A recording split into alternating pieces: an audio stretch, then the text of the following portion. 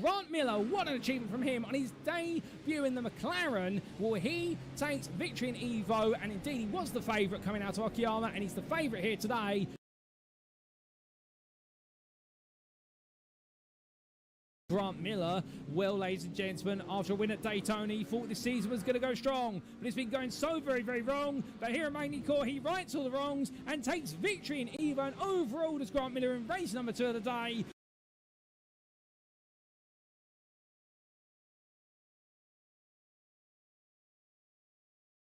And here comes Grant Miller taking the checkered flag in the Premier class. Yeah, great result for Grant Miller again. He made that move after Luke Bailey made a big mistake. However, he's not going to mind about how it comes. He's not going to mind that he lost 6/10 on that final lap because he's won the race. He'll take all the points home.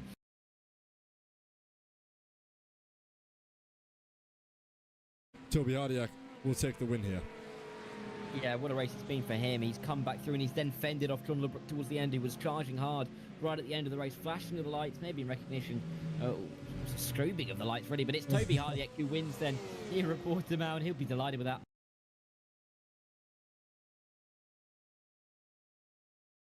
And here comes the Premier class making their way around the final corner.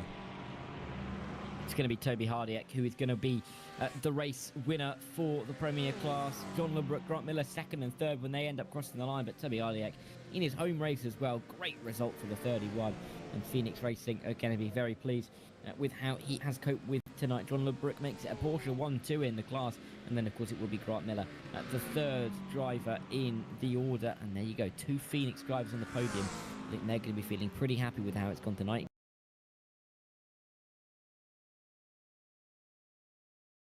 Graham Vivas has won for his first race of the season, the 85 for Phoenix Racing Blue. Cracking effort for him, 6th in the championship. Best finish of the season was a 5th right at the start of the season, and he wins in quarters.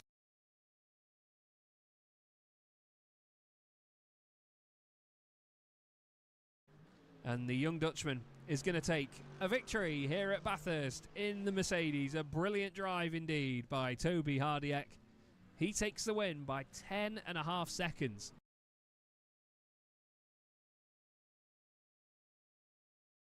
And there he is round the final corner. Klaas Velden takes a fantastic victory on home soil at the Nürburgring in the Sim Racing International GT3 Championship. 2 Mercedes join him on the podium in very German fashion. And what a night for Phoenix Racing. 4 cars inside the top 5 for those guys. A great result by all involved.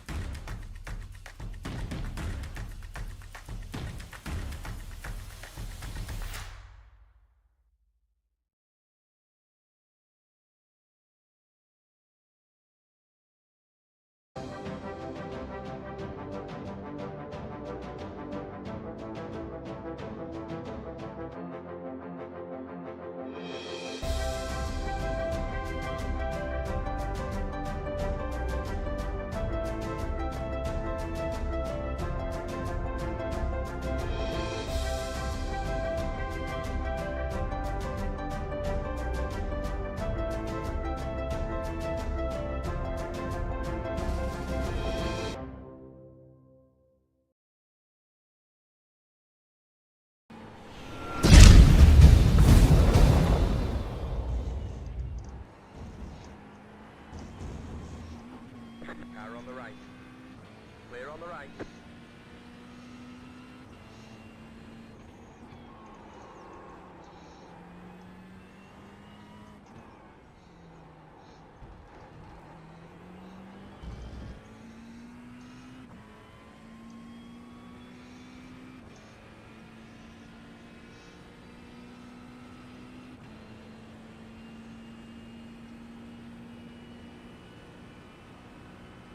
Just trying to check up a bit here, Drew, but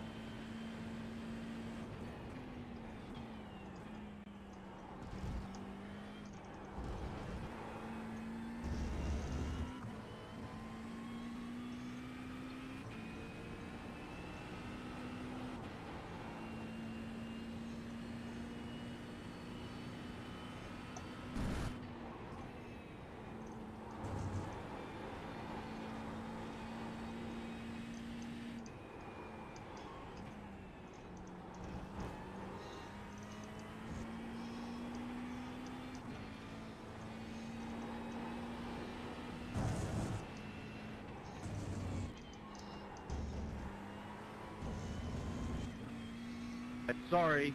Good, but...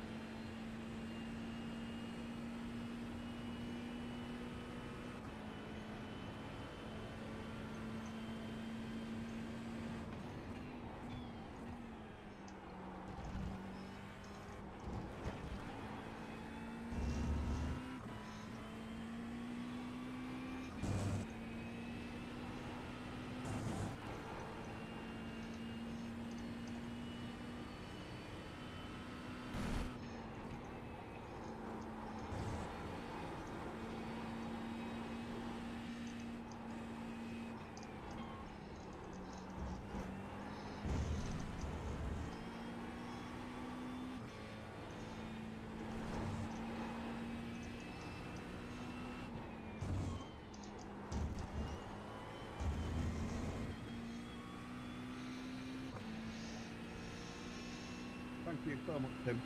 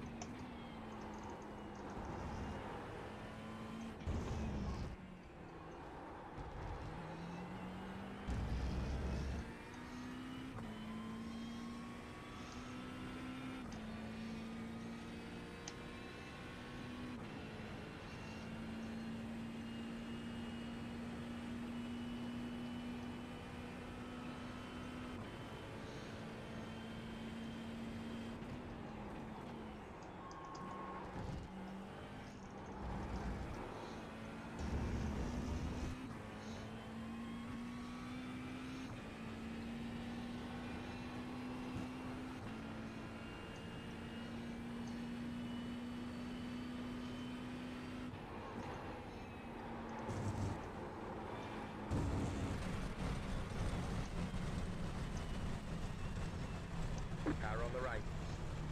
Big you cut the corner. Clear. Big you cut the corner.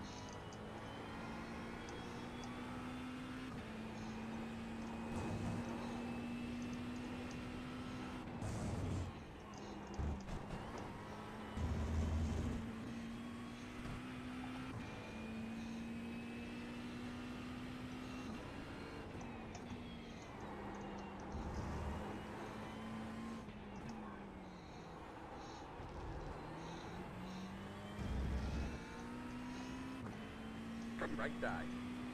Cheers, Taz. Clear. My tyres aren't even warm yet.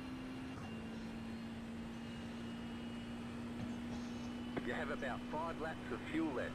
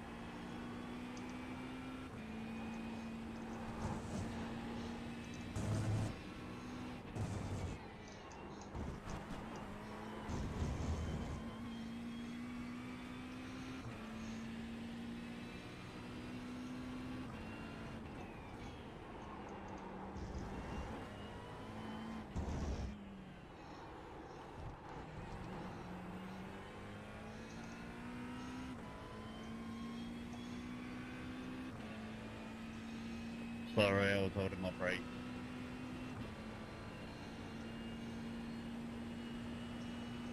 We're almost out of fuel. Thank We you, might not Hendrik. make it to the end.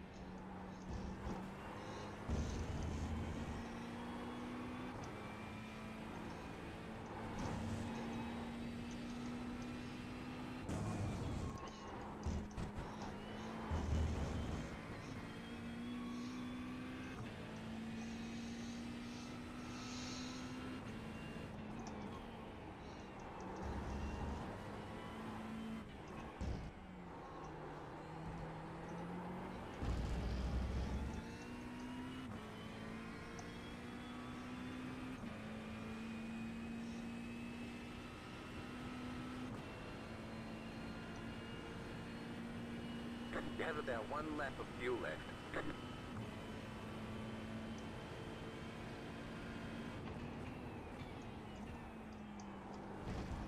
Don't forget to pit this lap for more fuel.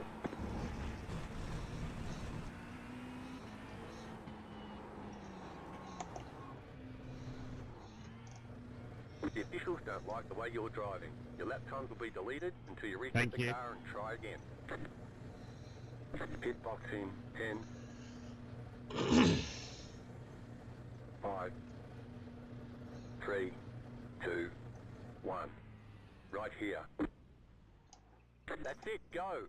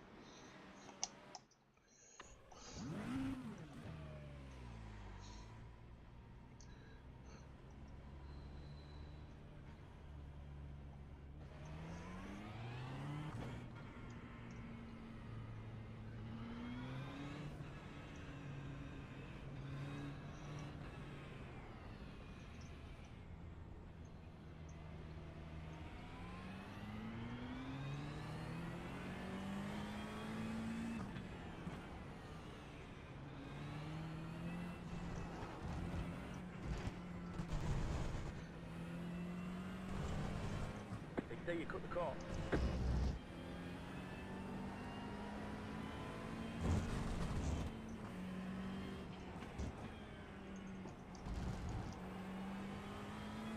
Right side. Clear.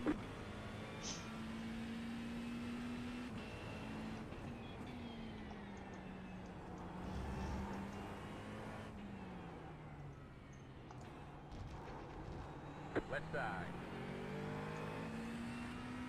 Clear.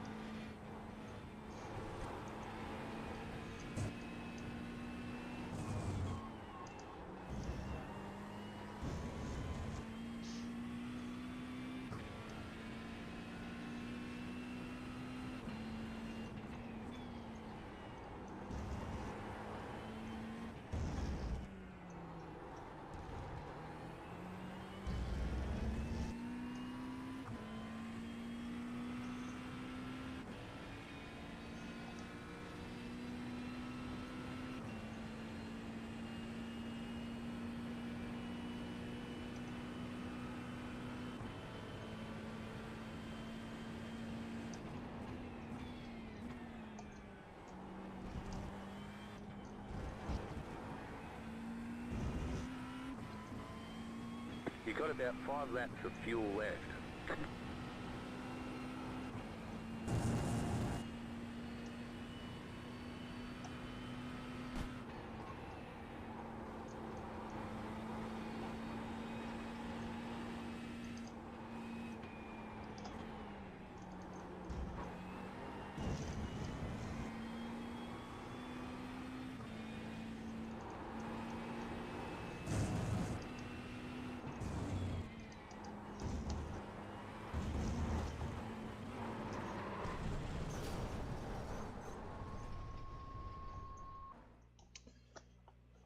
What's up, Ben?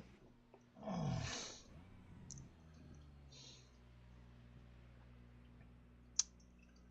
well, right.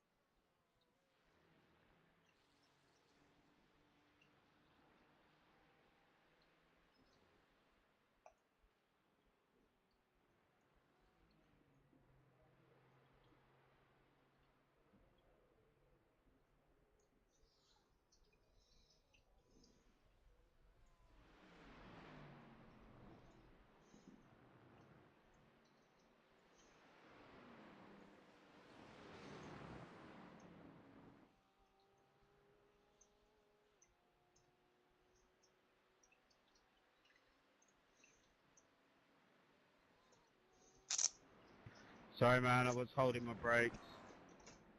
Gears all good. I didn't think you were going to come back the other way, so it's all good.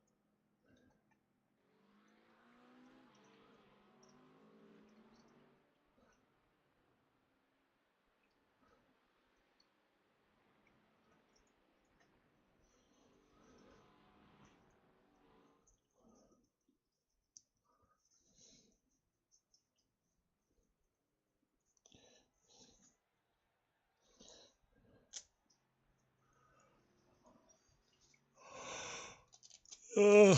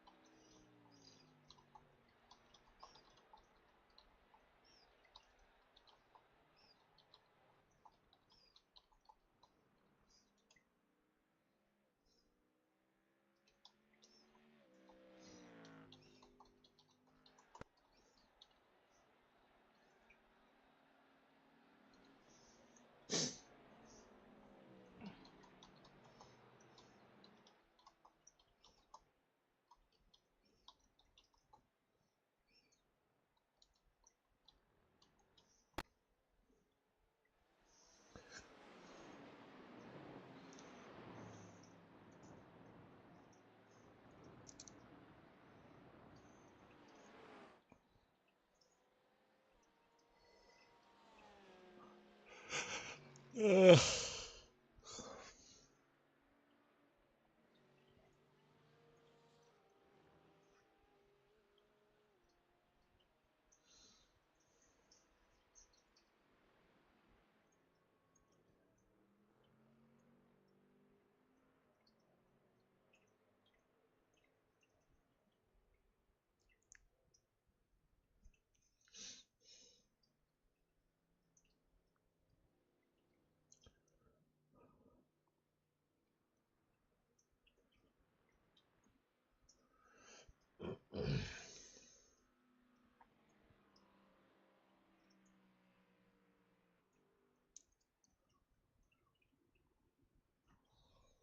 One race to go after this. Donington. Shouldn't be too bad there. But although we've got a good result here in quali, I absolutely hate this track. Turn 2, well, turn 1 all the way up to turn 8 is just beggars belief how anybody can get through that without dying or killing somebody else or running off or spinning or hitting a curb or putting in a wall. Oh, this section here.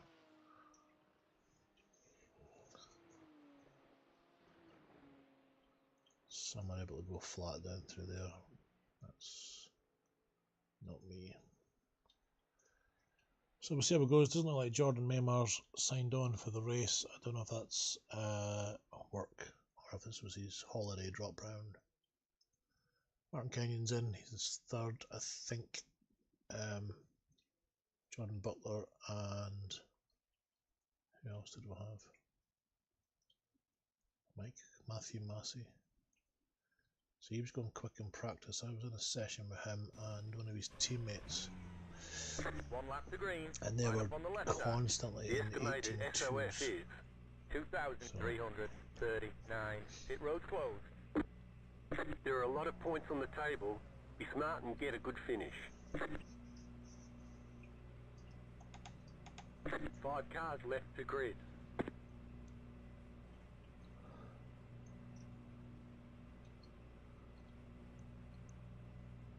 Still waiting on 2 cars to grid. Waiting on the final car to grid.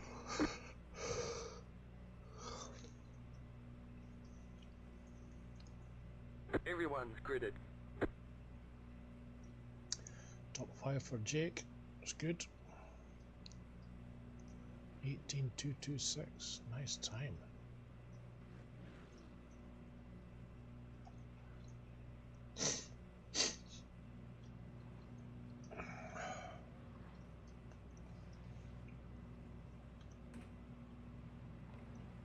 Catch stop 233. Car catch stop 246.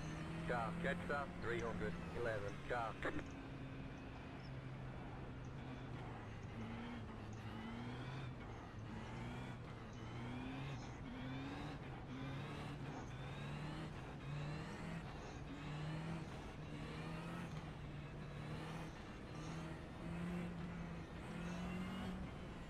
Catch stop 216. Car. Catch stop 216. Car.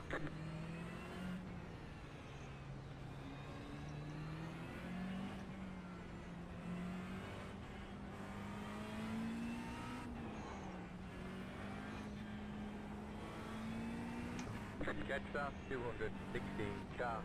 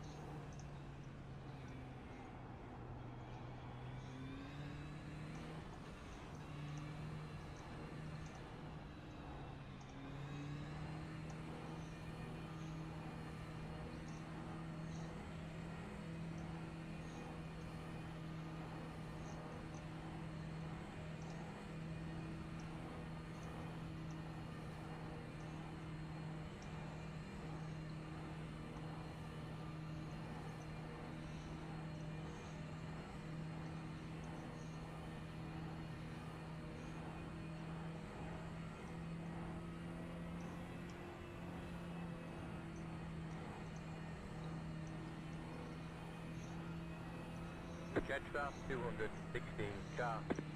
Getting ready, going green.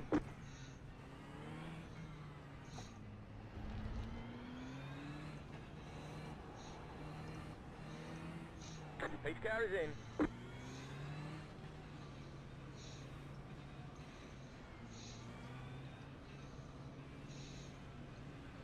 Green, green, green, green.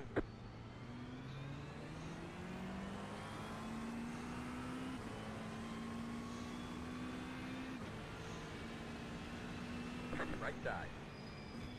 Clear.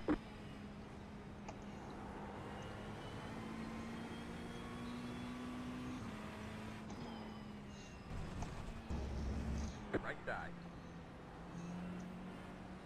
Stay on the left. There's an incident behind. Clear.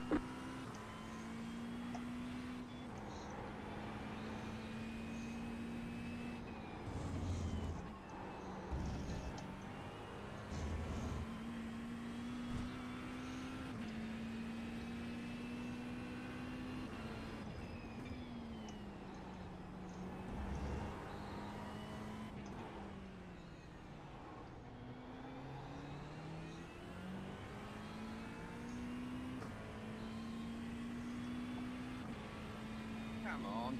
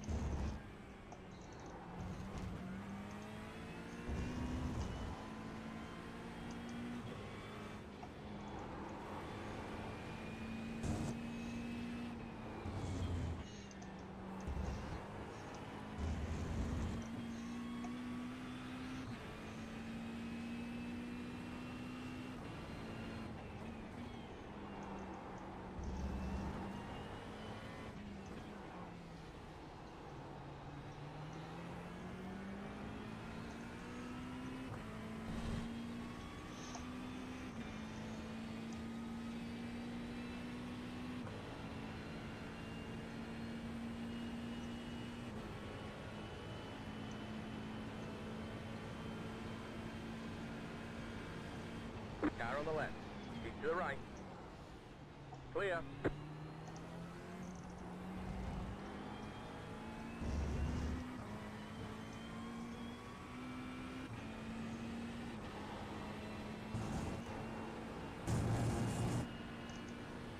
If I'm holding you up, Peter, you can get by.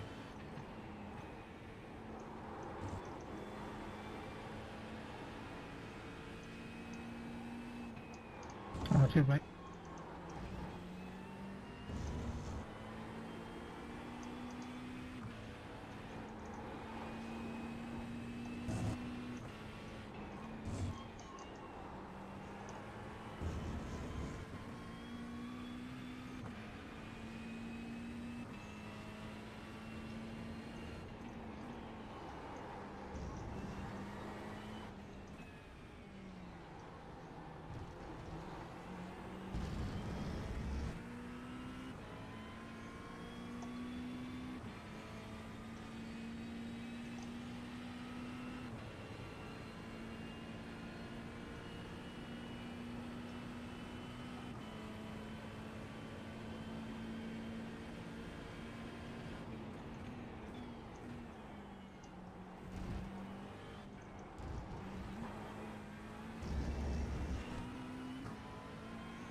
The car in P1 just hit the fastest lap, 17.796.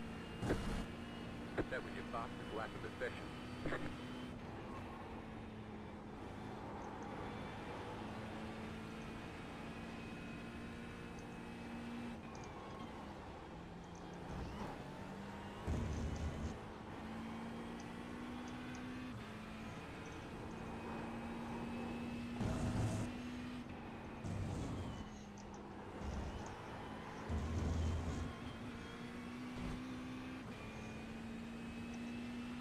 There's an incident ahead.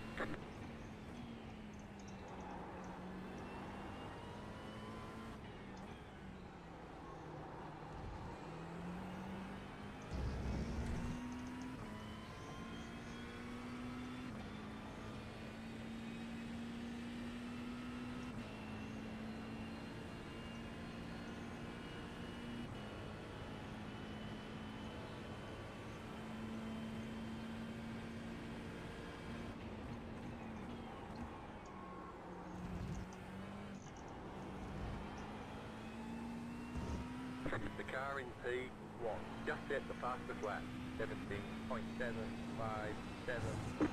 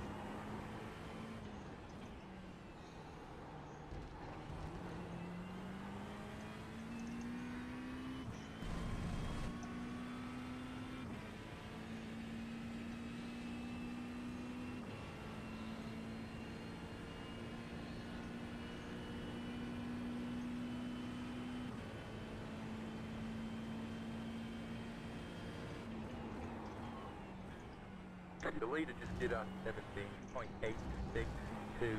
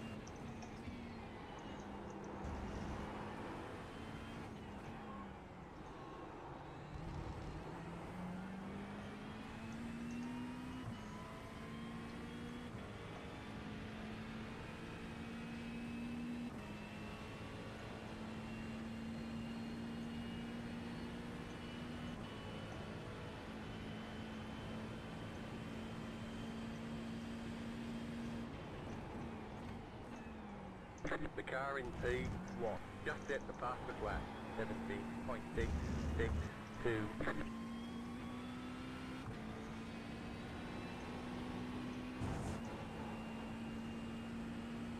That was your fastest lap of the session.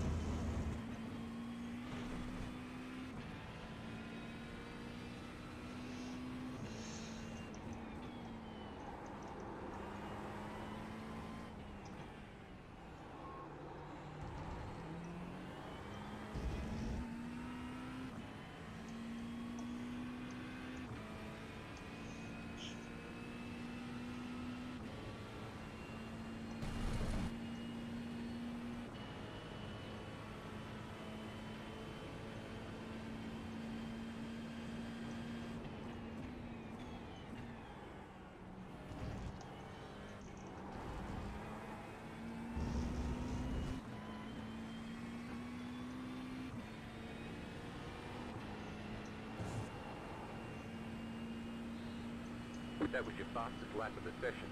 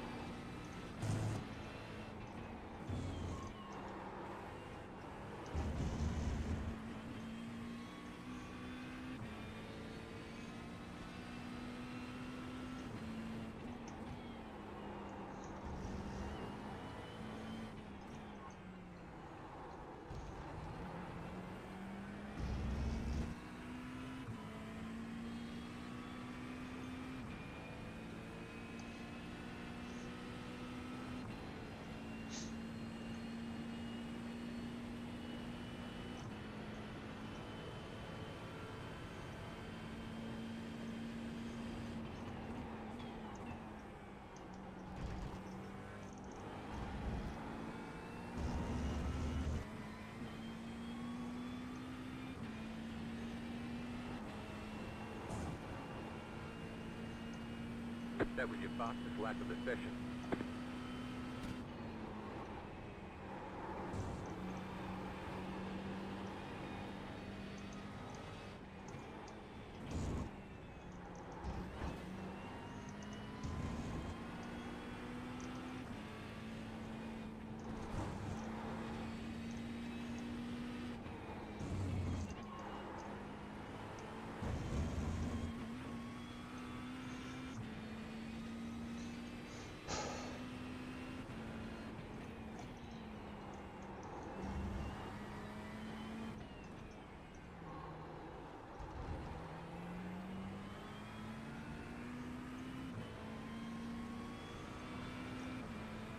Left side.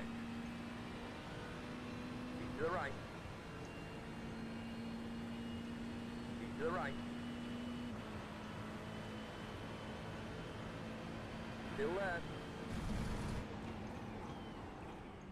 Clear.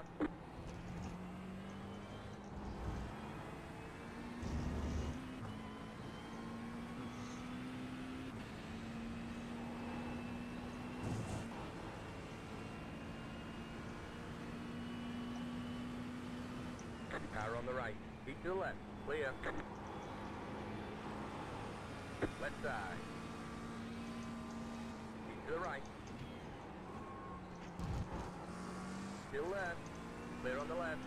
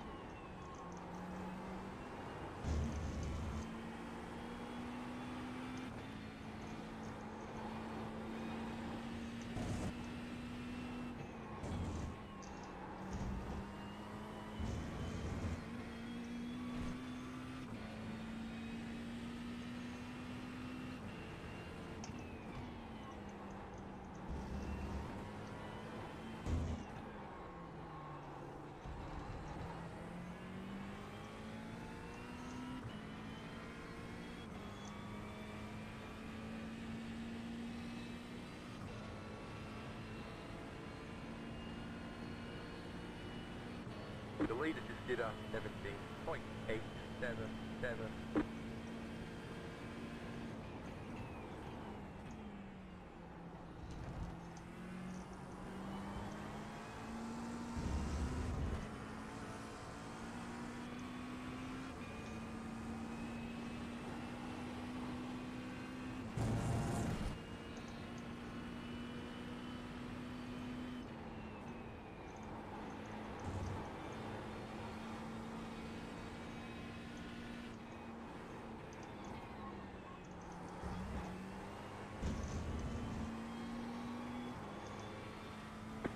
slow car on the right. Go left.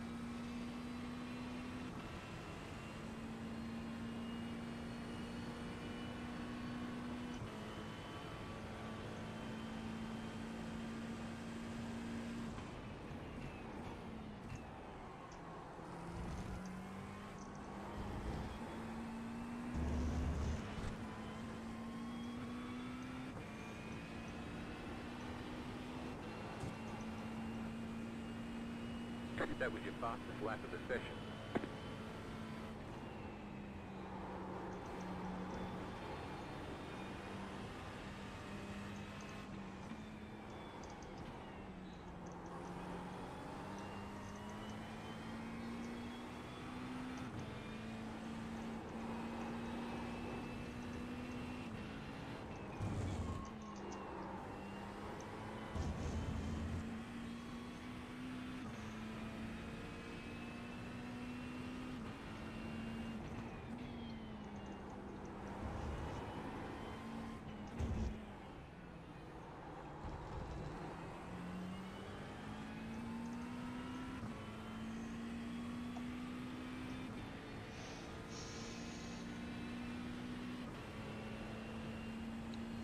The car in P1 just set the fastest lap, 17.628.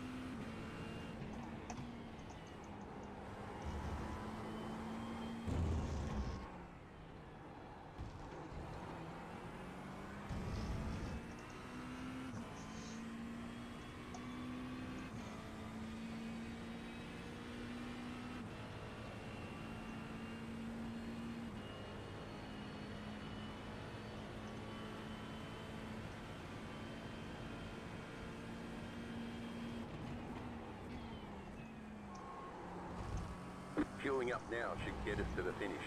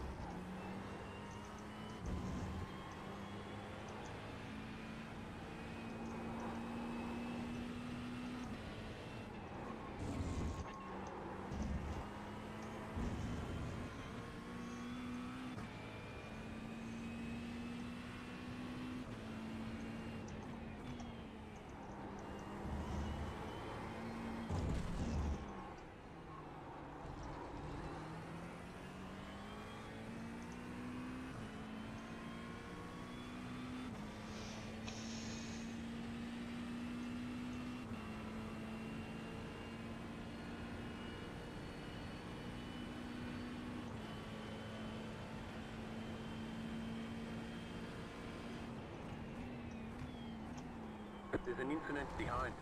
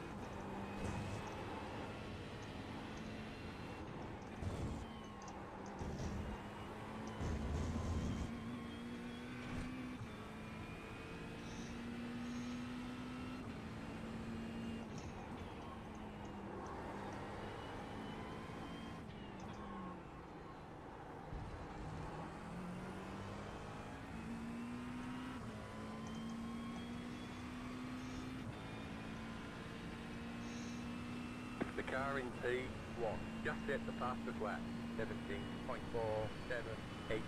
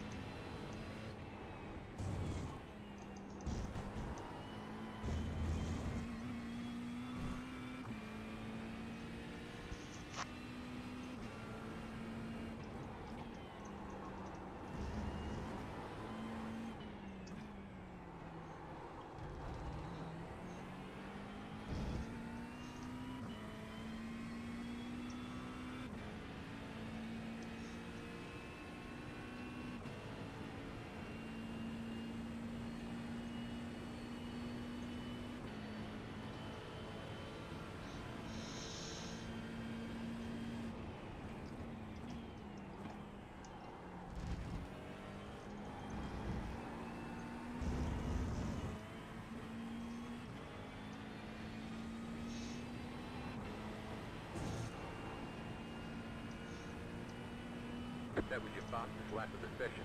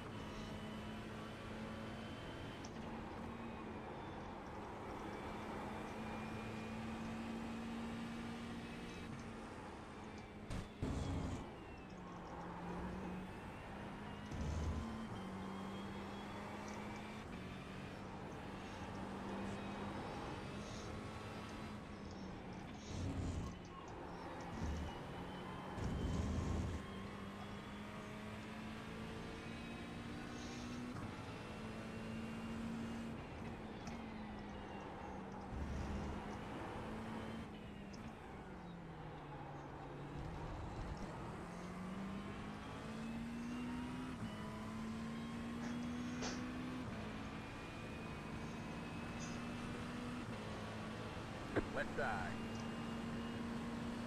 Stay on the right. Keep to the right. Clear on the left.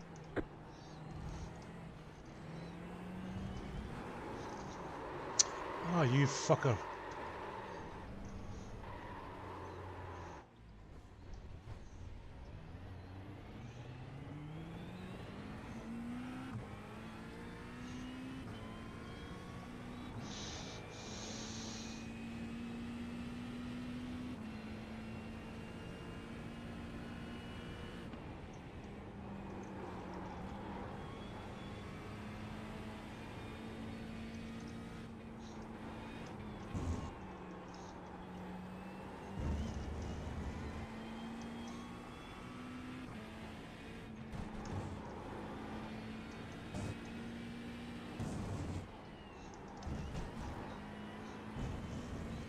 The car behind is closing on you. The gap is 1.1 seconds.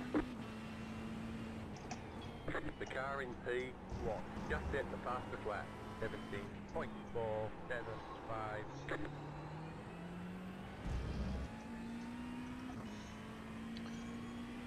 Fucking shit.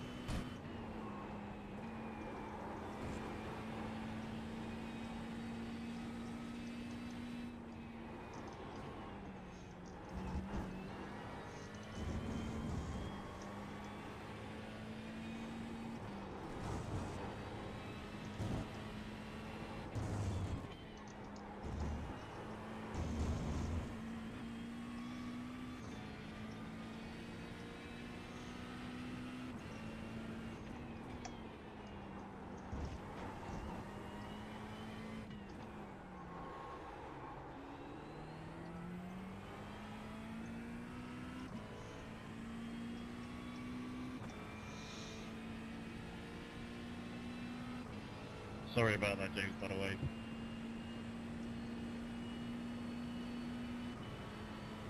Put one left enough room, let me tap you slightly.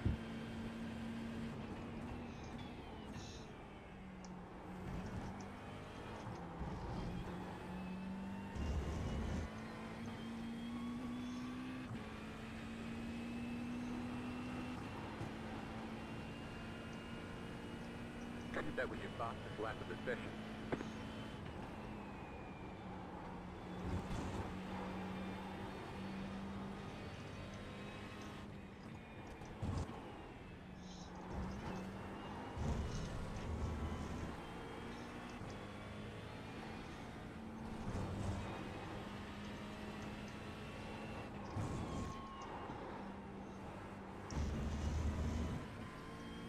The leader just did a 17.545.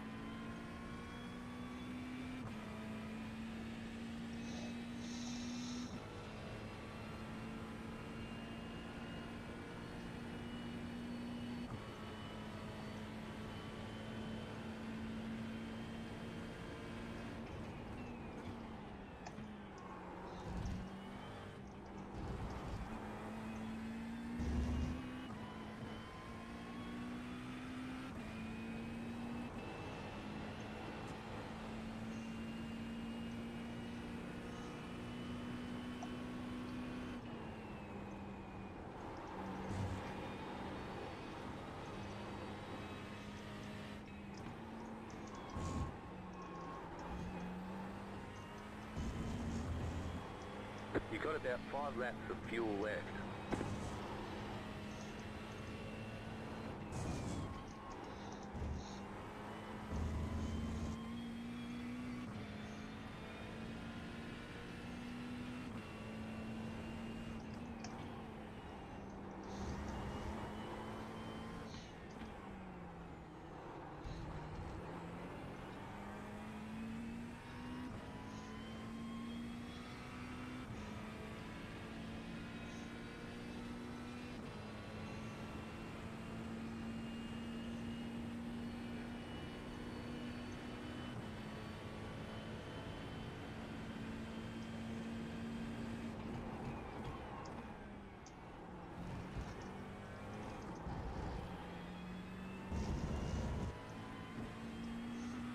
The car in front is pitting.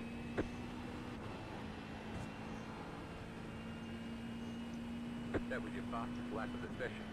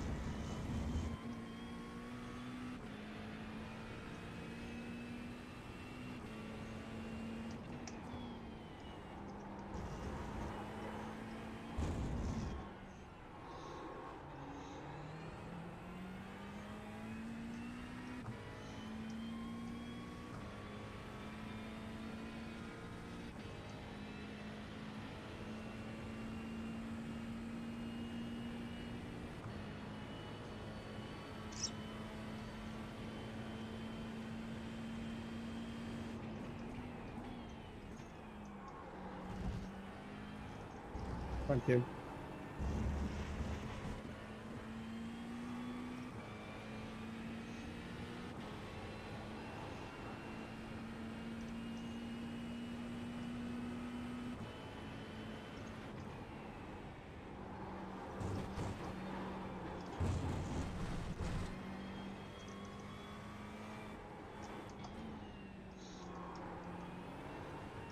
We're almost out of fuel. We might not make it to the end.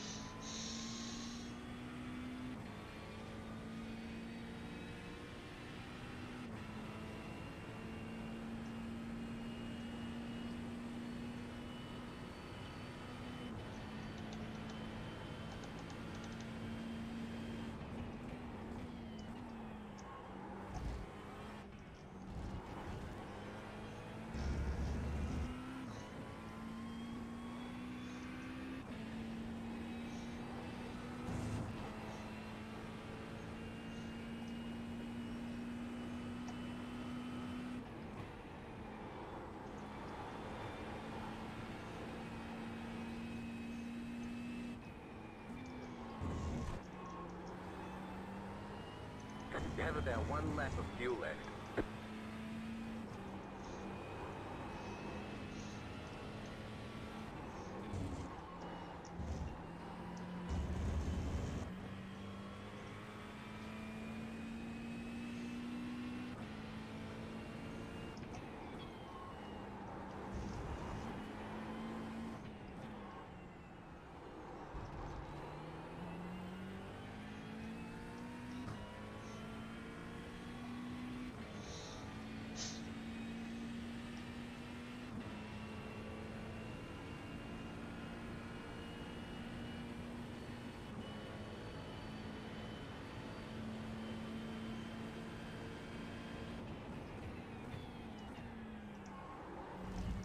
Don't forget to pit this lap for more fuel.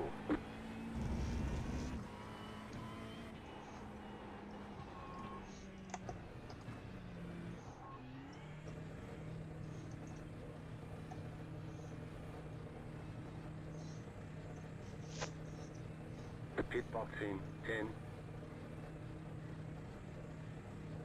5, 3, 2, 1. Right here.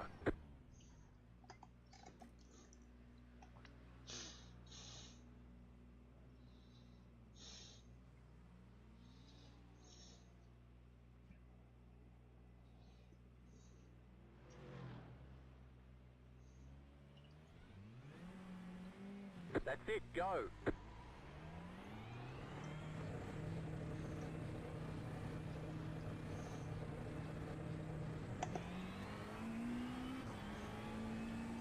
The car behind is pitting.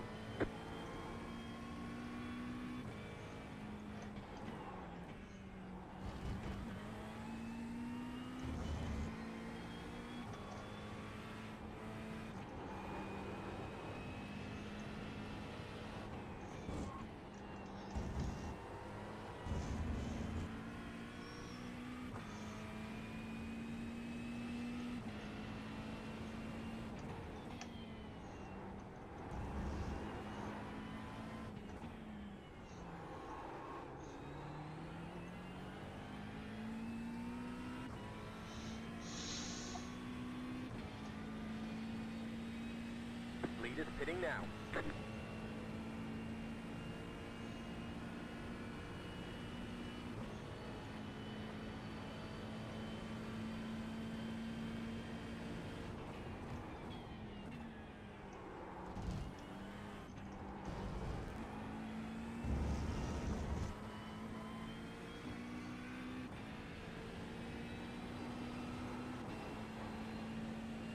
The car in front is pitting.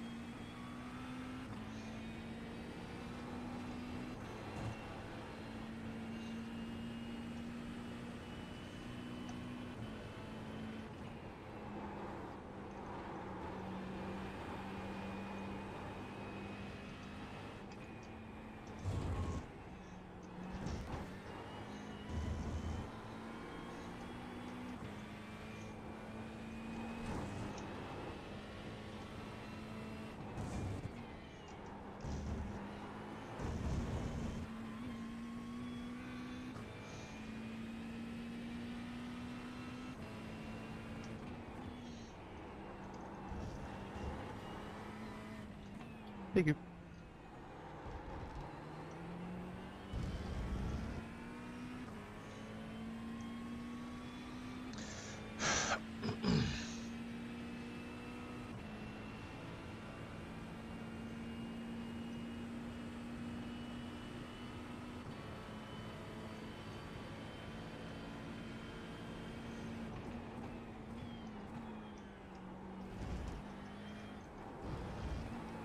Got a slow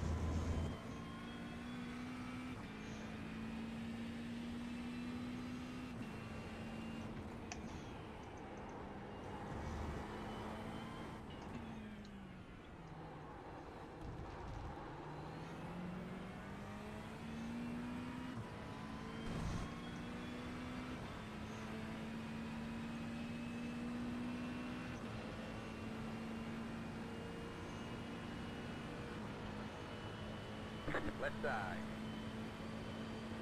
Keep to the right. Clear on the left.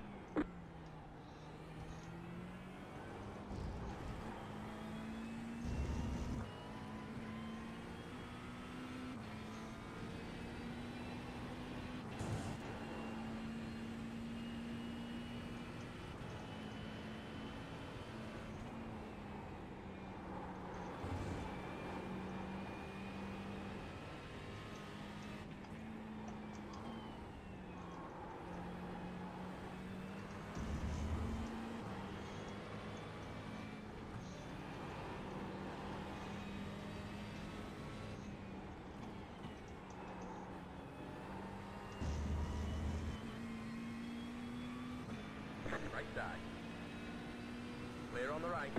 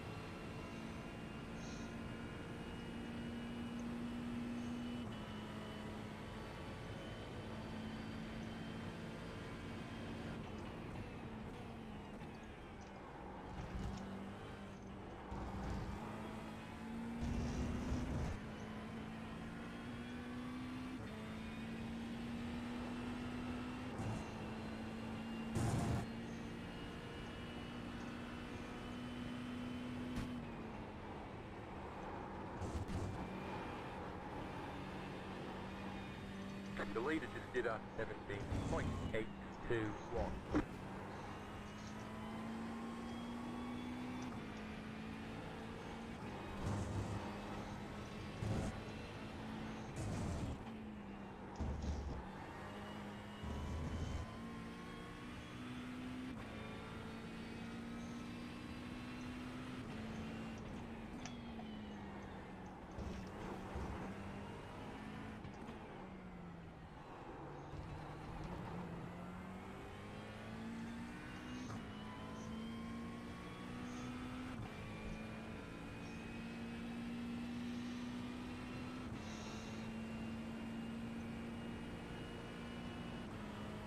We're going to pull up on the left.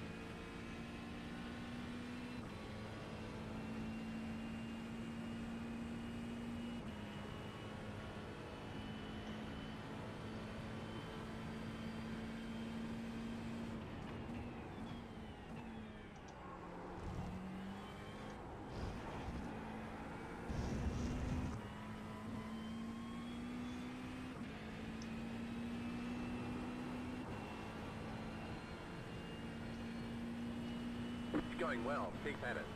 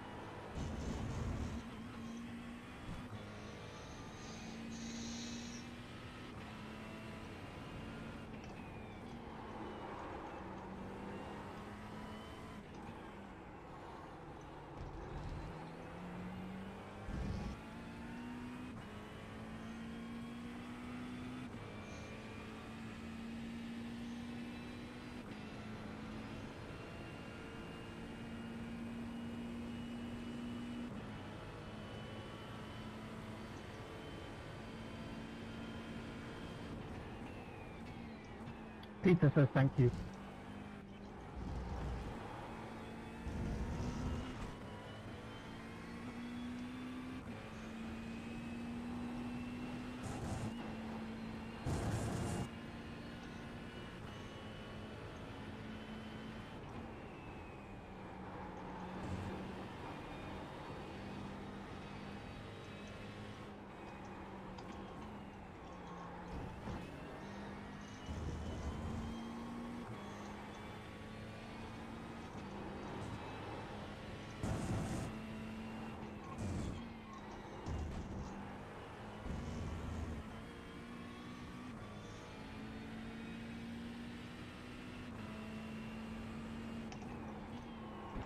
Sorry, I was trying to move back.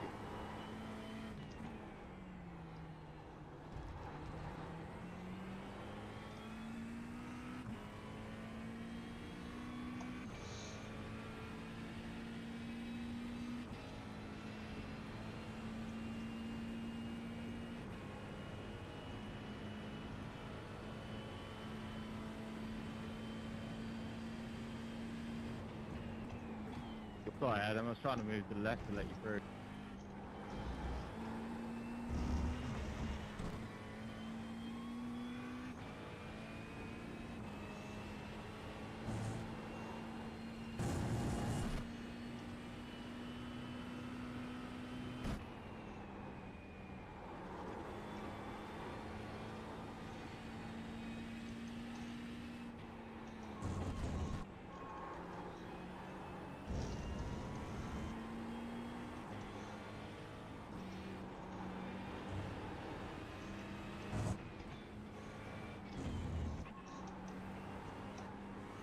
Car on the left. Stay on the right.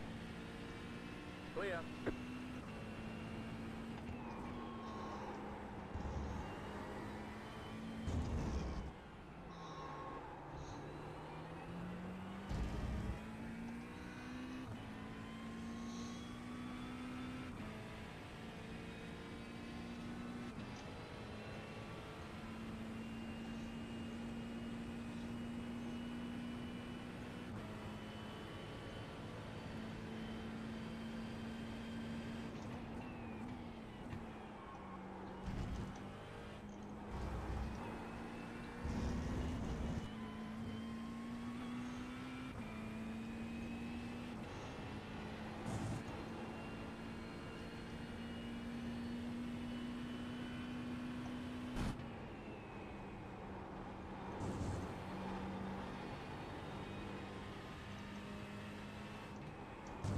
The lead has gone off.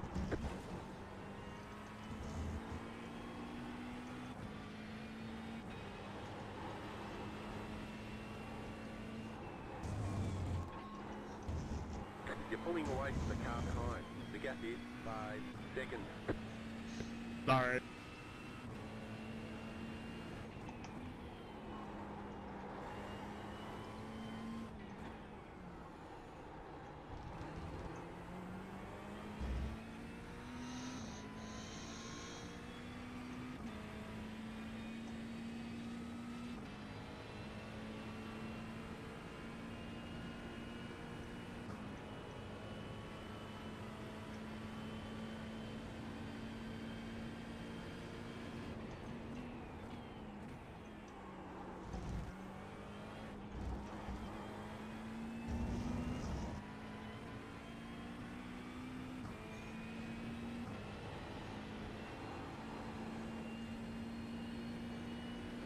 That was your fastest lap of the session.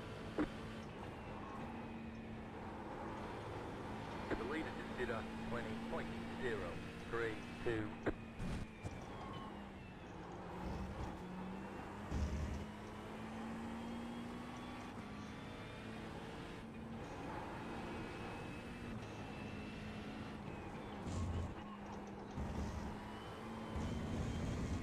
You're good, Nathan?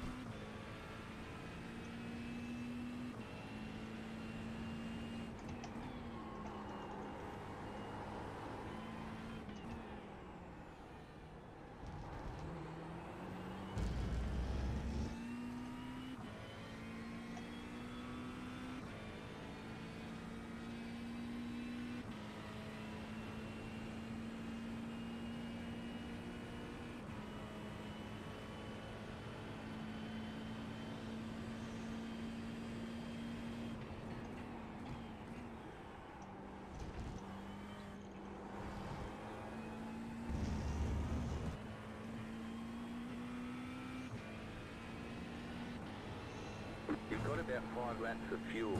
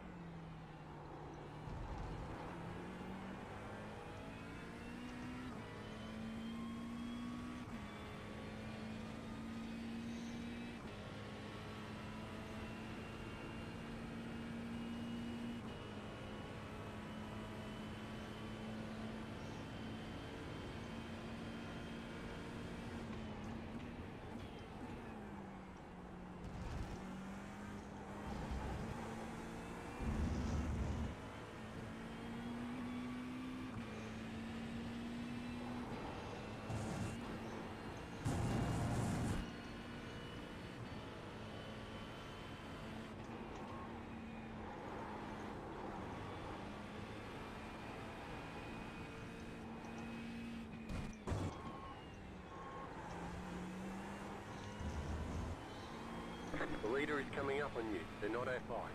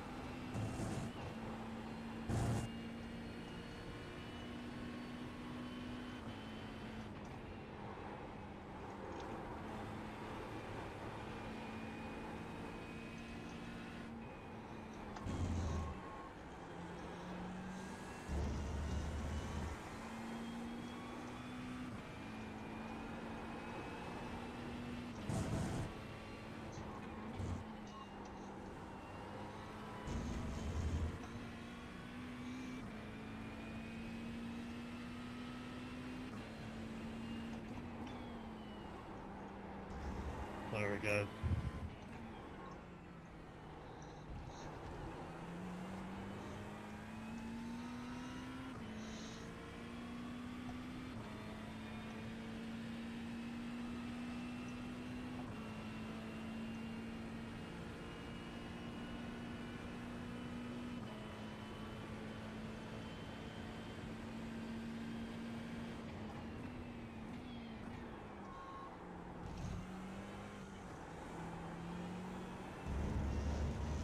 thought Joel made me go to the right and I went on the grass. Keep going. We're almost out of fuel. We might not make it to the end.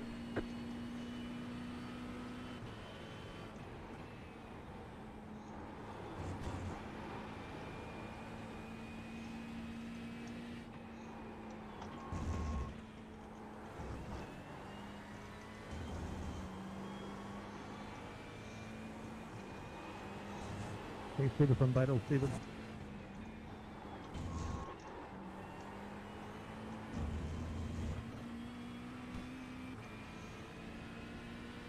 What is Porsche?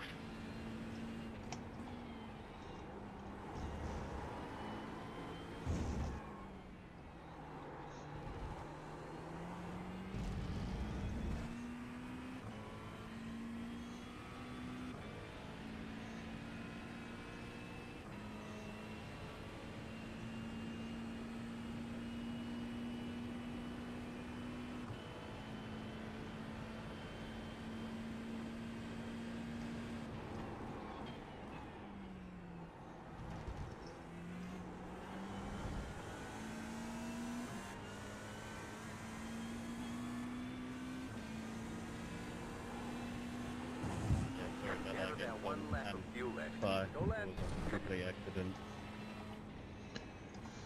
Let's check a flag.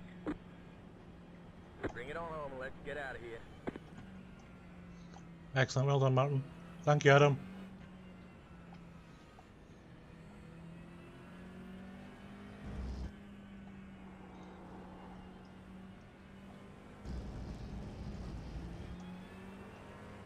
I'd have got out of your way, Martin, if you'd have got a bit closer.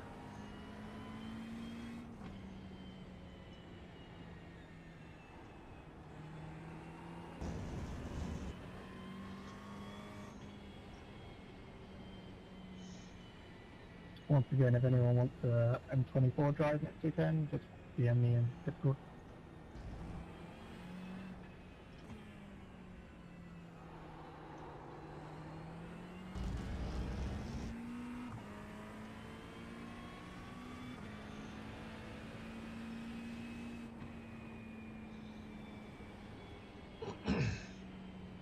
Well, it was close, but I'm not gonna barge my way past on the line. 0.1 seconds. What could it have been if I hadn't spun? Following who was it? Adam Baker, Barker.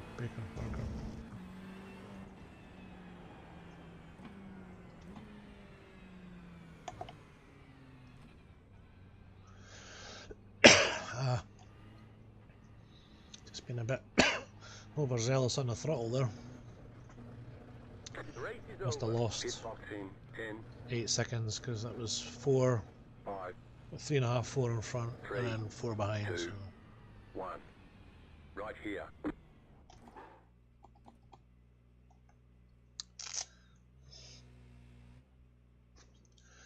Ah well, it happens. Good setup though. Just couldn't get them. What did we get? 18.5. Yeah. Well, couldn't have done any more than that. We're recovered, but damage was done with the spin, which was unfortunate.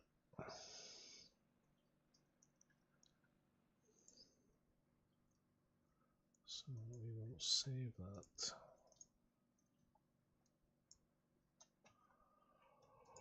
One to go, and it's not Thruxton, it's that's a Wednesday night. It is Donington.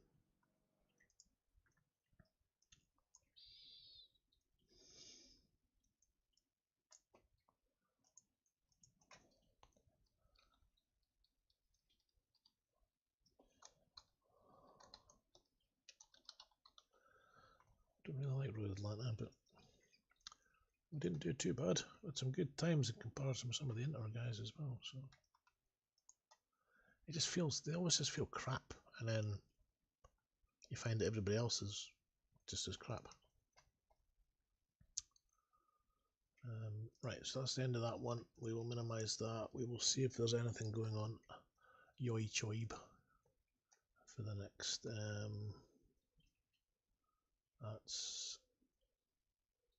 that us? That's us. Enabled Carl White to squeeze on through.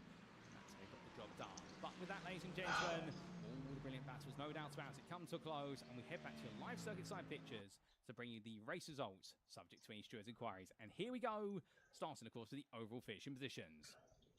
And as we can see, an absolutely exciting battle all the way through to the very end.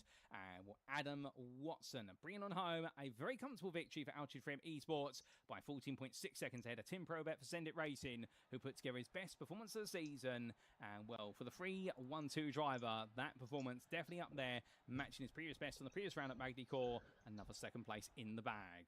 Behind the Send It Racing McLaren was Thomas Noakes there for MK Sim Sport when it was looking to be all going backwards, where he was able to fight his way forwards, taking a very valuable third place in Pro and overall ahead of the Ferrari of Axis Sim Sport with Simworks' Cole Roy and the Mercedes of Axis Sim Sports with Sim Coaches Thomas Pugh.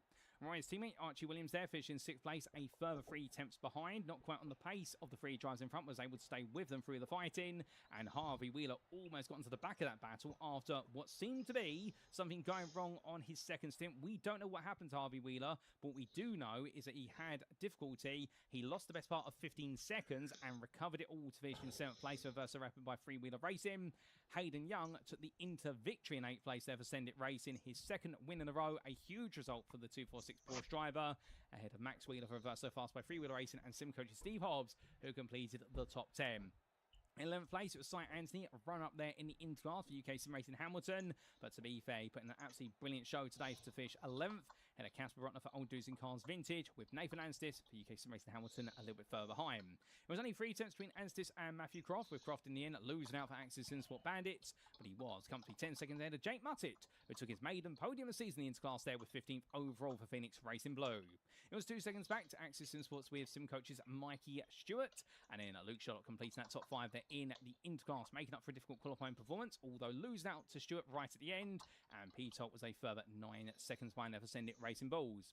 Martin Kenyon, the club leader and the championship, making it his 5th win of the season for Piztech Racing, but goodness me, did he have some pressure on him on that final lap from Grant Miller, or the closing laps, but the Phoenix Racing Red driver could not find a way through, even when he was given the chance to, as a result of Adam Watson saying, I'll let you guys go to the final lap. But they completed your top 20, and with it they completed all those who finished on the lead lap. And then off of the lead lap, a lap down, Darren Sharples, Jack Barker, Matthew Massey, your third place finish in the club class. Well done to Matthew for a great podium result there for Spectre Racing. He was ahead of Beta Frost's Alaxsander Vingmark, another top 5 there from the Norwegian driver. He's definitely making some surprises this season. And Stephen Wilkinson completing the top 5 for UK for the Spectre Racing UK team in the club class. He was 25th overall ahead of John Harley, with James Connolly, David Young, Ryan Clark and Tom Wheeler completing the top 30. And it was also a lap down to Jordan Butler in 31st place and 3 laps down to David Pilcher. And we did have 2 retirees in this race, Hendrik Zilka and Ryan Littlemore. And then to the classes we come, because this is where the points are made and paid. And as we can see, in Pro, firstly, Adam Watson, your winner in the end. An untroubled win after a pole position by a comfortable 2 tenths margin, and the Altitude Frame Esports driver able to run away, with Tim Probert taking 2nd place for Send It Racing and leaving that final podium spot to be fought over by 4 drivers. Thomas Noakes was the one who got the upper hand in the end for MK Sim Sports, ahead of Carl Roy, Thomas Pugh and Archie Williams. Harvey Wheeler was almost there to be part of that fight. He just needed a couple more laps after his difficulties in the early part of the second stint. But the Verso Rapid by Freewheeler Racing driver was ahead of the sister team driver Verso Fast by Freewheeler Racing of Max Wheeler, his dad. We did see Steve Hobbs and 9th there for Sim Coach, ahead of Casper Brotner, who ran off the top 10. And behind the Old Dudes and Cars and Vintage driver, it was UK Sim Racing Hamilton's Nathan Anstis, Matthew Croft for Axis and Sport Bandits, and then Old Dudes and Cars Amnesia's Darren Sharples, who finished a lap down, but full of fighting every step of the day. Inter, meanwhile, we did see in the second of our classes Hayden Young take a 2nd win and a 2nd win in a row, and the Send It Racing driver absolutely will be gloating about that. A huge result for him. And well, Cy Anthony, meanwhile, 12 seconds behind for UK Sim Racing Hamilton. The gap would have been much tighter if we're not for that late instance at the chicane. Jake Muttett in the end closed up a little bit, but the most important part was he took his maiden podium of the season for Phoenix Racing Blue. Hard graft made that happen today, and the McLaren drive really came alive as the race went on. Mikey Schutz at full place at Access in Sports with Sim Coach. One early mistake proving absolutely crucial to undermine his race through the S's, but he did recover well to fourth place, and he still is the championship leader comfortably going into the season finale. Luke Sharp, fifth place there for Dark Wind Racing and overturning that difficult qualifying performance. Pete Holt, sixth place there, only 8 seconds behind, but a lap ahead of Jack Barker for Made Racing after a great start. Gradually fell down the order due to a bit of a drop off in pace, but fought hard every step of the way. And it was also a lap down for John Harley for Spectre Racing Feet Murby, and it was a retirement, sadly, for Hendrik Zilka for Old Dudes and Cars Amnesia. And in for the club class, last but by no means least, and as we can see, Martin Kenyon, your winner in the club class for Pitstop Racing ahead of Grant Miller, only by 1.5 tenths. He came down to the very final corner of the final lap, and Phoenix Racing Red Strider, they're not quite able to take his maiden win yet, but perhaps in the season finale at Donington he will find it. Matthew Massey was the first to finish a lap down, rounding off the podium there, and a return to the podium. His last one a long time ago. The Spectre Racing driver ahead of Beta Frost's Alaxsander Vingmark and Stephen Wilkinson completing at the top 5 there, and a great drive for Wilkinson all in. The Simcast Racing UK drive followed by James Conley and David Young, with Ryan Clark, Tom Wheeler and Jordan Butler completing the top 10. And behind the Spectre Racing Feet Simworks driver, it was 3 laps down to David Pilcher for Simcast Racing UK, and we had our sole retiree of Ryan Littlemore for Verso Fast by Freewheeler Racing. With that, ladies and gentlemen, that concludes our rundown of the race results, subject to any stewards' inquiries, but doesn't quite conclude our broadcast, because coming up in approximately 5 minutes' time, we post around interviews with our volunteer drivers, so don't go anywhere. You won't want to miss what our drivers got to say about racing at Road Atlanta today. We'll see you very soon.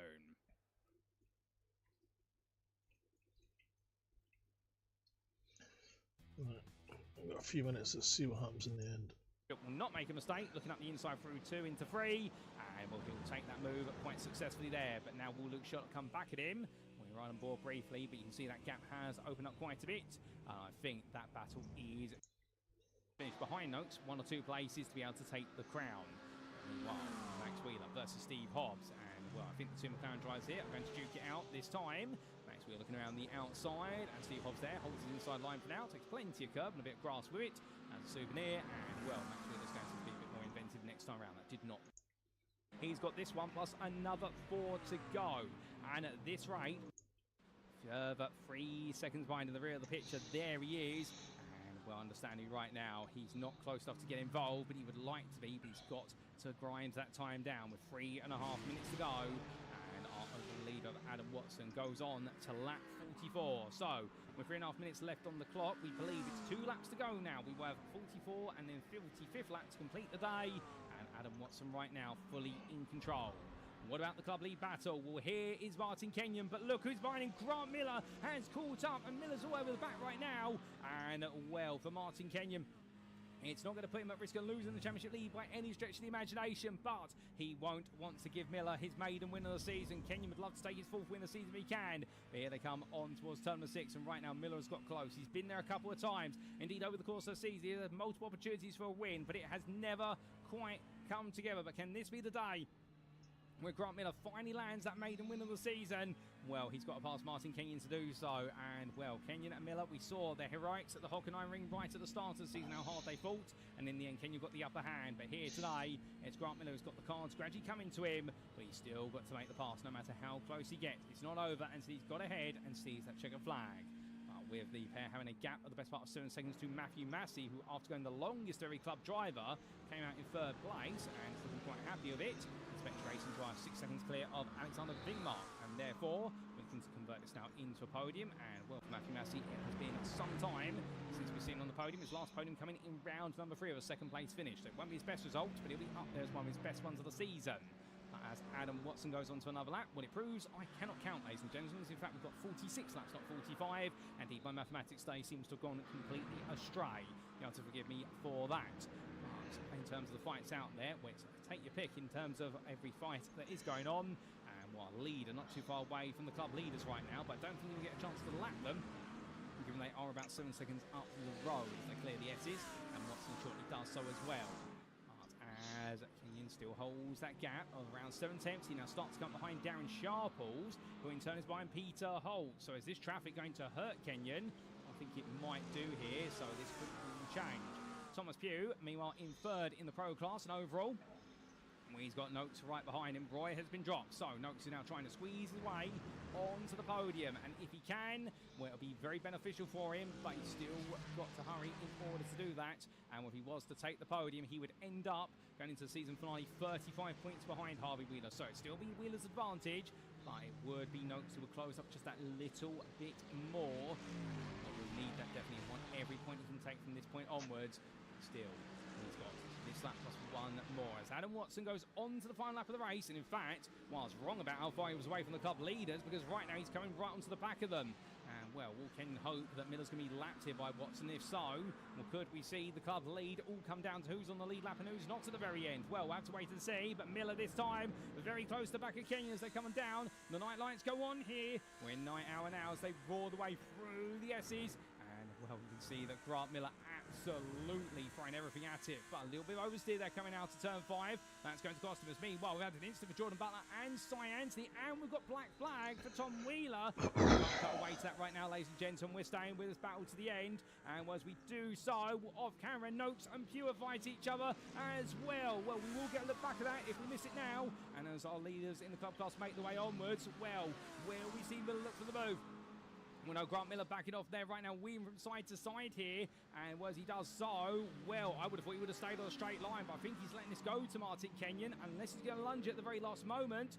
We may have an opportunity to do so here, but the answer seems to be no. But then again, they've got one more lap after this, and perhaps right now he's trying to say to Adam Watson, don't lap us. But as they make their way onto their final lap, for Adam Watson, what a drive it's been today for the Altitude Trim esports driver, and he crossed the line, taking his third win of the season in dominant fashion by 15 seconds ahead of Tim Probert, who will shortly come through to bring on home his best result of the season, second place in Pro overall for Send It Racing. But who is going to be third? Will it be Noakes? Will it be Wright? Will it be Pugh? The answer is it's going to be Thomas Noakes. He has found his way past the end, and Carl Wright with it. So Thomas Noakes will take third. He will level up the score as much as he can as he finishes on the podium in Pro today. Roy is fourth. Pugh is fifth, Archie Williams is sixth, Harvey Wheeler is seventh place the end, and then it will be Hayden Young to bring on home back-to-back victories in the Interclass. 2 in a row there for Hayden Young, and well, that's exactly what he needs to do. Max Wheeler ninth, 9 seconds behind him in the end as he comes on down the hill, and then it will be Steve Hobbs who comes on home to complete the top 10 ahead of Cy Anthony. Run up there in the Interclass and into the barrier there. Something's broken on the car. Casper Brotner comes across the line in 12 ahead of Nathan Astis and Matthew Croft, and then we will have a further 9 seconds before we do get to this man. And for Jake Muttett today, we'll give him a round of applause because it is his first Interpodium of the season, third place in class, and 2.3 seconds ahead of what will be Mikey Stewart as our overlay is broken, ladies and gentlemen, so please ignore that. We are seeing him come to the finish line. Luke Sherlock will come on home in what will be 17th place ahead of Pete Holt, but will it be Kenyon or will it be Miller at the line? It is going to be Martin Kenyon who holds on for the club victory ahead of Grant Miller, and it will be his 5th win of the season, not his 4th, his 5th win of the season. What a drive there from the Pitstep Racing driver, and who will be third in the club class will have finished the lap down behind our race leader overall. It will be Matthew Massey, and well, with that, ladies and gentlemen, I do believe everyone has seen the finish line in this race. My goodness me, what a race it has been, no doubt about it. And as all the drivers do start to cool and calm on down, well, it's been an exciting race all the way from start to finish. So much excitement, in fact, that right at the finish, it has broken our overlay. And, well, we are trying to get that back as best as we possibly can. And you will have to forgive us, ladies and gentlemen. It sometimes does happen in the heat of all the exciting racing action. And, well, I think we might be getting... 2.5 seconds. I was like, I'll just start fuel saving now. So at that point, once you'd started building up the gap and, like you say, fuel saving, of course, the next biggest challenge with Road Atlanta being such a short lap and so many cars being out there was negotiating the traffic. Did that perhaps influence the way you drove or influence your strategy at all? Because you did go as one of, I believe, the longest of our drivers out there on strategy. Not really. It's just, obviously, it's knowing how to deal with traffic. I think a lot of people, they come up traffic too quick, so like when I came up to some cars, I would lift early into some corners and then come and get them on the exit. And so I was running like a bit of a less wing than probably a lot of people are, so down the straights I was able to get them into, like, especially the long straight. But it's all about just setting up corners, and so as soon as I set corners and got on the straights, it was fine. I see. Well, that little bit of straight line speed advantage, like you mentioned, really helping out just that little bit and giving you the grunt you needed to make your way on past. But as the race went on, we saw your consistency, but you have to at the same time drive on the limit all the time to find that lap time. How do you maintain that balance? Because I can imagine for some, it may not be the same for yourself. It's almost like you're walking on a tightrope or driving on it. Yeah, it was interesting because like after I pitted, because I wasn't fuel saving after my pit stop, I was struggling to get my brake point right for the downhill like turn 10. I just kept missing out going too deep because I'd been fuel saving that much. It was just like coasting and braking, so the car was fine. Then obviously as soon as you stop fuel saving, you carry a lot more speed. So it took me a bit to get back used to knowing where I was braking, like for qualifying and stuff. But around here, I said it's a track I really enjoy, and obviously doing endurance races since I've started iRacing has definitely helped.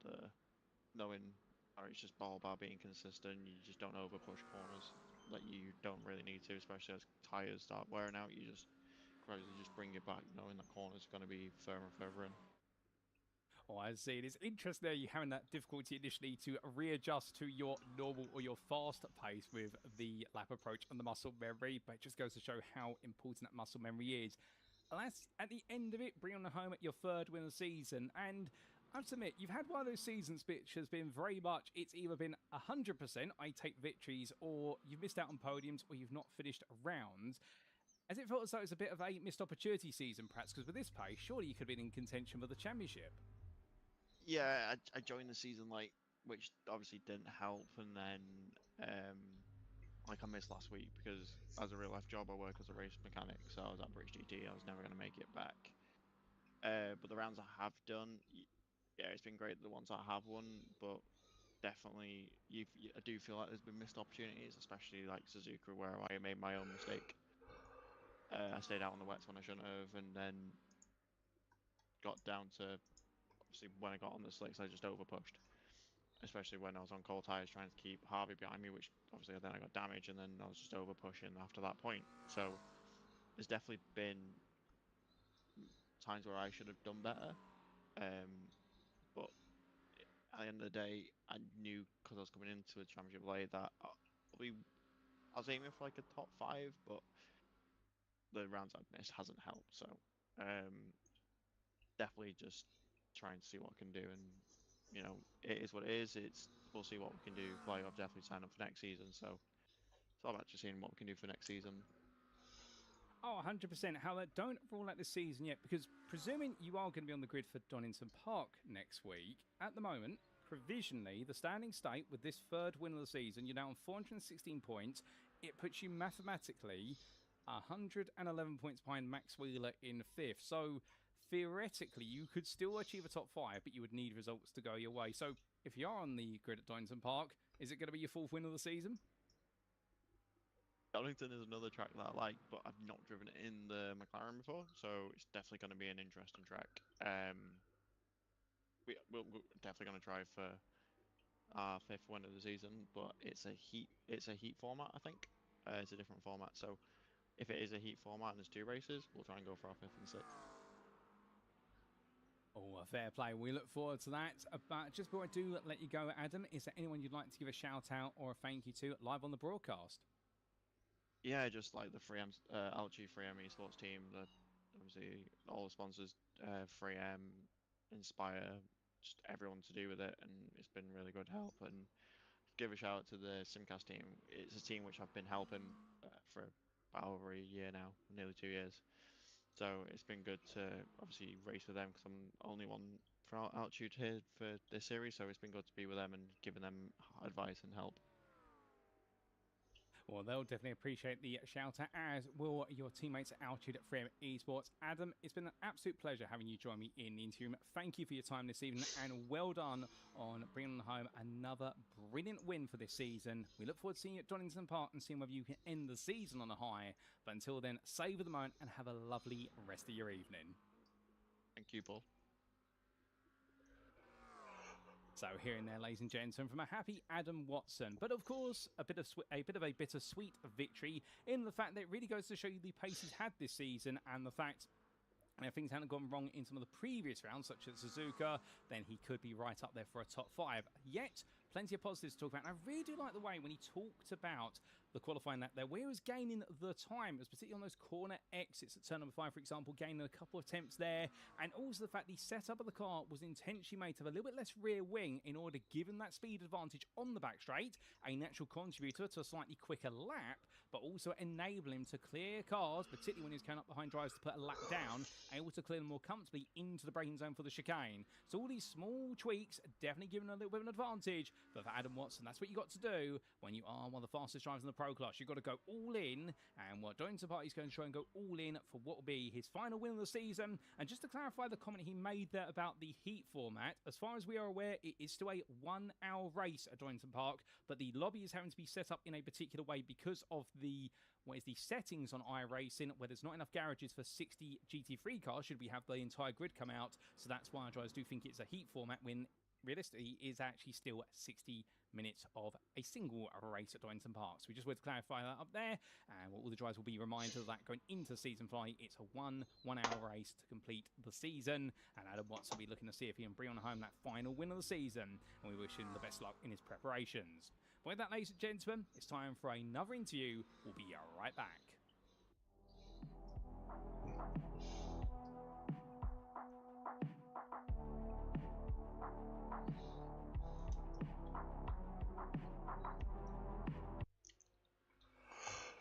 And so, ladies and gentlemen, we now make our way to the Interclass. And if we're going to hear from our winner in Pro, we've got to hear from our winner in Inter, because joining me now in the interview room is none other than Hayden Young.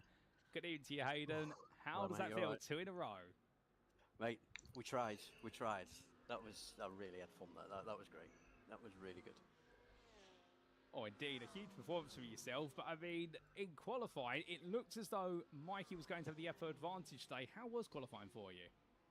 It wasn't too bad. I genuinely thought I'd got it, and then I don't know where he pulled that from, because he was, sort of 4 or 5 tenths off, and then he banged that lap in. It was a cracking lap. But yeah, I genuinely thought I'd got it. But yeah, we weren't too bad. I maybe could have got another 10th out of it, maybe. But yeah, there wasn't a lot. It was good. It was all right. Well, a decent qualifying lap then, but of course the race is where all the points are made. And we saw in the early stages, it looked as though, as much as you were trying to catch up to Mikey, there was always going to be a pro in a way, and then suddenly you had a clear run at him. Yeah, I knew no matter the qualifying, I kind of knew I'd had the pace to. I've worked on my consistency, and especially turn 7. You take turn 7 correct, and you can get so much speed. So that's where I just had the overrun, and the Porsche is so quick in a straight line, so quick. So I just thought, right, I'll take advantage of that, and literally drove past him. Well, you blasted past, but at that point, it wasn't quite over, because, of course, you then had to try and break away until he made a bit of a mistake of his own. Did you notice that suddenly the gap between you and the interfield just went from what was a couple of tenths or seconds to a lot more? I did. I looked, and I thought, where's he gone? I was like, he's gone. Yes. But I didn't know it. I didn't see what exactly happened. So, but I watched the replay in a bit. Definitely. Well, it went a bit wrong for Mikey, but you couldn't take your foot off the gas, because you did see a few pro drivers keeping you in close company. But how did you negotiate them? Because I bet a part of you said, like at Magny Cours, I want to fight them, but another part of you goes, actually, there's only one thing you need to do, win the race in class. Yeah, absolutely. I could see Sai was behind me, and I can't remember who was in front of me. Was it Hobbs? Yep, Steve Hobbs. Steve Hobbs. Steve Hobbs was in front of me in the McLaren, and I knew I was quicker. I was just saving fuel, and I thought, right, I've got to go, and made the move and did. Felt really good. Now, on the feeling of good, of course, you mentioned moments ago this Porsche is so rapid on the straights, but how was it through the corners as well? Did you have a little bit of everything? Yeah, it just seemed to work there. It seemed to really work at that track. It's very strange. I can't put my finger on it at the minute with the Porsche. It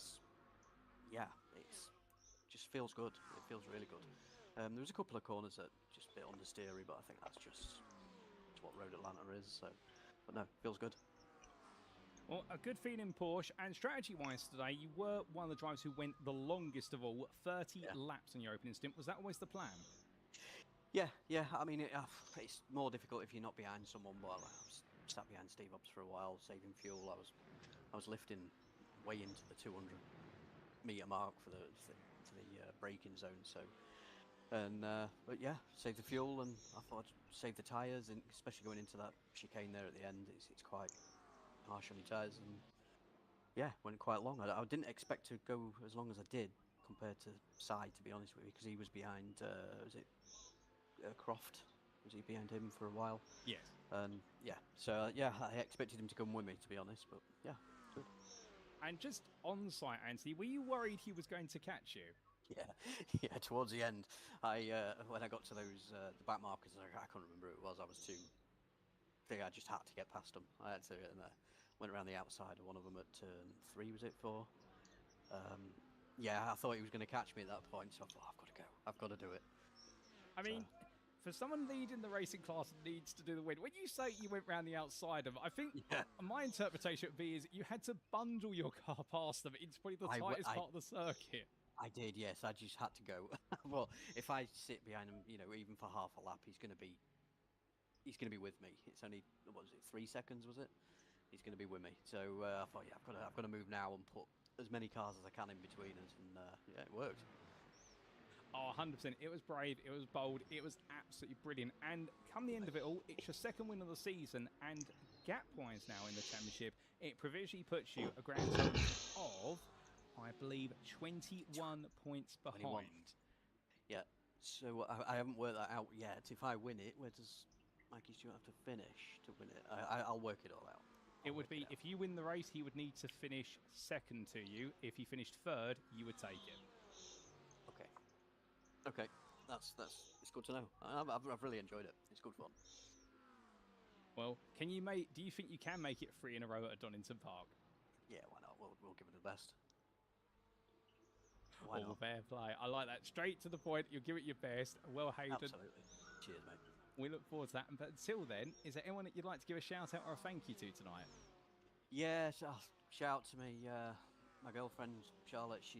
I think she's the good luck charm, to be honest with you. Every time she's here, I seem to win or do a podium. So she's sat behind me. And shout out to the team. Again, always do laps together, and it's great fun. It's great fun. And you, mate, great job, and hopefully speak to you next week. Oh, well, I'll definitely hold you to that, but whether it'll be as champion or run-up, we'll see. But until then, Hayden, congratulations once again, and have a lovely rest of your evening. You too, mate. Cheers, buddy. So here and there, ladies and gentlemen, from a very happy and absolutely buzzing Hayden Young, and well, understandably, he got it all right today. And it's very interesting. I like the way he talks about qualifying. It was just a good lap. Stuart beat him, however. He was a bit surprised that Mikey was able to put that lap together at the very end, but he knew he had the pace to match him in the race, and that's why he saw the turbine fight so early on. Hayden initially had pros between himself and Mikey, but was able to squeeze on through, and after that, with Mikey Stewart having that error through the S's, it opened up the gap. Although conversely, he mentioned the fact towards the end, as he came up behind the traffic, he was worried about sight and see becoming an increasing threat, and in the end had to go for that daring move through turns 2 through to 4, bundling the car over a curve in order to be able to get clear, and well, it kept him nice and safe versus Sight Anti, who was in the end the best part of 4 seconds behind before his instant that we saw at the chicane. But definitely for Hayden Young, it was a worry, but 2 in a row, he's almost on parity with Mikey Stewart. He's only the best part of 21 points behind, and well, if Hayden Young was to take the win at 150 points next time out, second place would be worth 135, third place would be worth 120. So for Mikey Stewart, it really now has become he needs to finish 1 place behind Hayden Young, and Hayden has got to take the win. But can he make it 3 in a row and push destiny as much into his hands as possible then? We'll have to find out, ladies and gentlemen. But with his girlfriend Charlotte by his side, I suspect his good luck charm will be there all the way to the very end. And well, I suspect it's going to be a very close one next week. But with that, we now head back to the next interview. And well, who exactly we're going to be with? Well, if we've had our 2 winners of 2 classes, should we have 3 winners from 3 classes? We are going to, ladies and gentlemen, we're heading to club. We're heading to Martin Kenyon.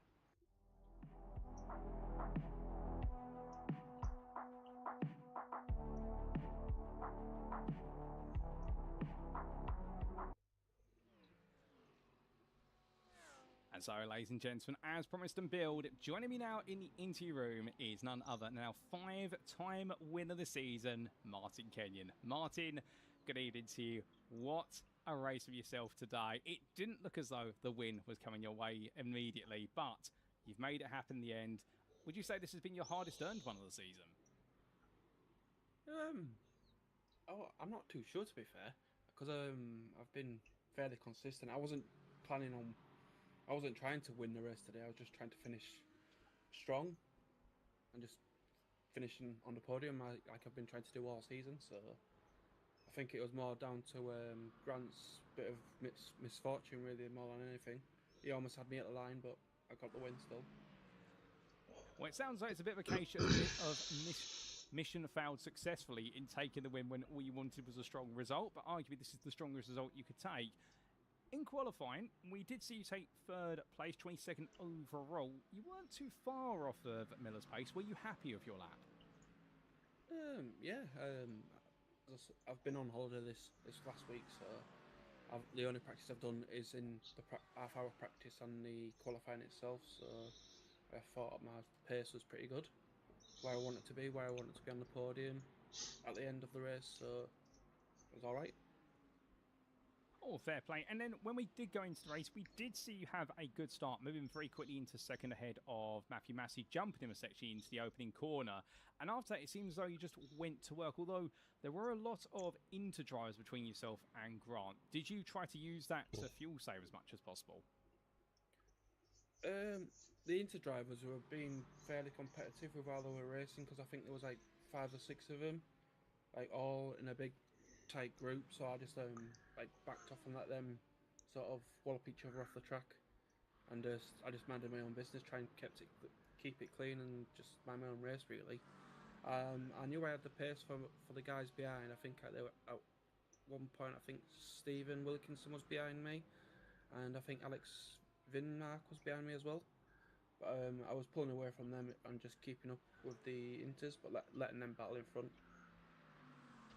See, a bit of a challenging one there in constantly trying to manage your own gaps whilst also being wary of their fighting. Did that potentially influence your strategy then? Not really. I was just using their toe and just pounding out the laps, really. Just seeing what would happen, see if Grant would drop back or if he could keep that pace all race, which he could. He he got unlucky, so that's what brought us back together at the end.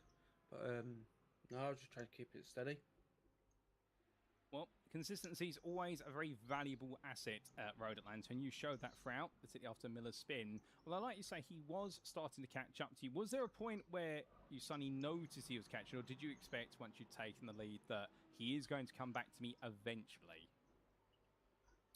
Well, I thought I would have had a couple of seconds in hand at the line, but there was an incident like 3 or 4 laps before where a car spun in front of me, and it was like over a hill, so I had to like slow down for a yellow flag just to be sure to finish the race more than anything, and that brought him right onto the back of me. So it was a bit closer than I expected, to be fair.